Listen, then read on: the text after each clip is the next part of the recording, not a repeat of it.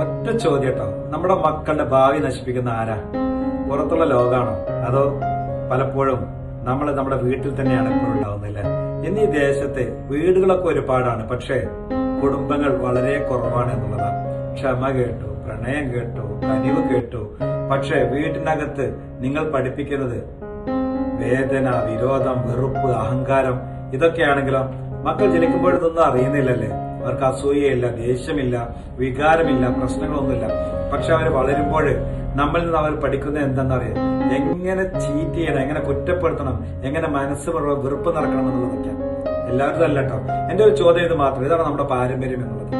എന്താണ് നമ്മൾക്ക് അവർക്ക് കൊടുക്കാൻ പോകുന്ന അവകാശങ്ങൾ എന്ന് പറയുന്നത്?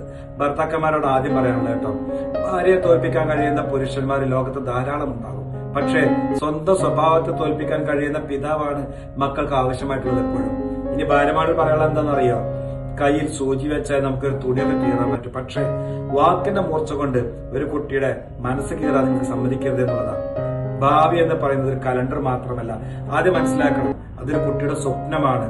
ഇന്നത്തെ വീട്ടിലെ യുദ്ധം നാളത്തെ സ്കൂളിലെ ഭയങ്ങളൊക്കെ ആയി മാറും കേട്ടോ. ഇന്നത്തെ വാക്കിന്റെ വേദന നാളെയുടെ ജീവിതത്തിലെ സങ്കോചമായി മാറാൻ സാധ്യതയുണ്ട്.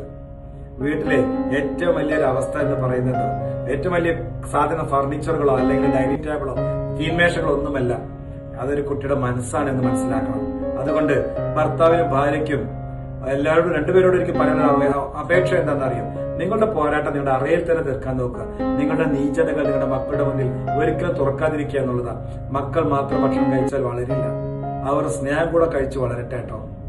ഇന്നത്തെ ലോകത്ത് വിജയിക്കുന്ന കുട്ടികളൊക്കെ തന്നെ ഇവർ രണ്ടുപേരും ഉണ്ടാവും, സ്വന്തം വികാരങ്ങൾ ജയിച്ച മാതാവും അതുപോലെ തന്നെ സ്വന്തം അഹങ്കാരത്തെ തോൽപ്പിച്ച ഒരു പിതാവും.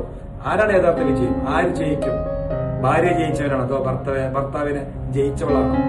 അല്ല, വീട്ടിനെ സംരക്ഷിച്ച രക്ഷകരാണ് ഏറ്റവും വലിയ വിജയം എന്ന് പറയാം. മക്കളുടെ ജീവിതം നിങ്ങളുടെ വീട്ടിൽ തന്നെയാണ് ആരംഭിക്കുന്നത്. അത് നശിപ്പിക്കരുത് കേട്ടോ. അത് നിർമ്മിക്കാൻ വേണ്ടി നിങ്ങൾ ഓരോരുത്തർ ശ്രമിക്കുക കേട്ടോ. എല്ലാവർക്കും നല്ല വരട്ടെ. ഒരുപാട് സ്നേഹം മാത്രം. Thank you.